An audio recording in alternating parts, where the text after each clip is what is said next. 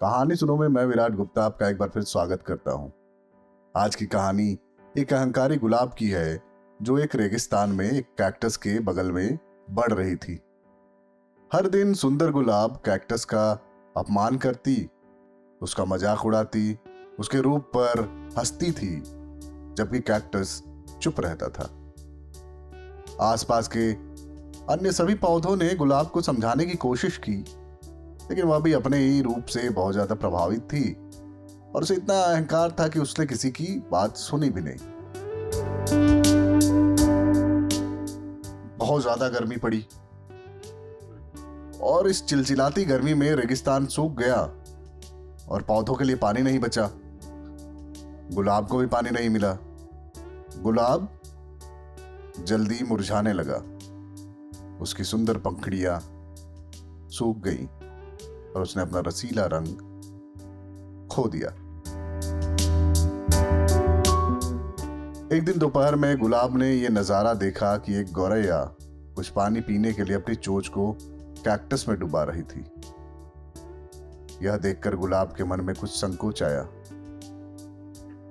हालांकि उसे शर्म आ रही थी, फिर भी गुलाब ने कैक्टस से पूछा कि क्या उसे कुछ पानी मिल सकता है।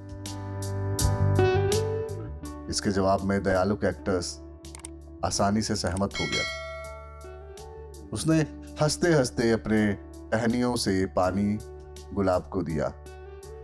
गुलाब को अपनी गलती का एहसास हुआ। फिर दोनों ने गर्मी से पार पाने के लिए एक दूसरे की मदद करी। तो दोस्तों, इस कहानी से हमें सीख मिलती है कि किसी को भी ना उसके रूप से नहीं आंकना चाहिए। कोई भी कभी भी आपके काम आ सकता है और इतना भी मतलबी नहीं होना चाहिए, इतना भी स्वार्थी नहीं होना चाहिए कि आप अपने रूप पे, अपने गुणों पे इतना घमंड करें कि अपने लिए ही बस सोचें। आपको अपने आसपास के वातावरण का, अपने समाज का भी ख्याल रखना होता है। आप उतने ही जिम्मेदार इन सब चीज़ों के लिए, अपने वातावरण के लिए, अपने परिवार के लिए, अपने समाज के लिए, जितना जिम्मेदार आप खुद के लिए हैं। अपने ही घर को साफ नहीं रखना चाहिए, पड़ोसियों के घर के सामने भी अगर कचरा है तो उस पर भी ध्यान देना चाहिए।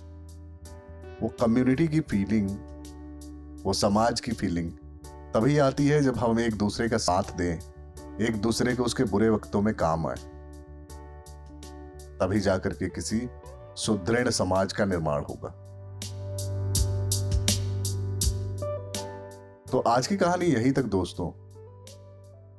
आप हमारे वीडियो को लाइक कीजिए, हमारे चैनल को सब्सक्राइब कीजिए, कमेंट में हमें बताया करिए कि आपको हमारी कहानियां कैसी लगती हैं। इससे हमें प्रोत्साहन मिलती है, प्रेरणा मिलती है, हमें हिम्मत मिलती है कि हम आगे भी ये काम करते रहें, आपके लिए नई कहानियां लाते रहें।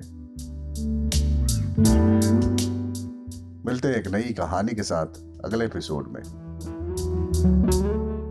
तब तक खुश रहिए, खुशियां बांटिए, इसी कामना के साथ विदा लेता हूं। धन्यवाद।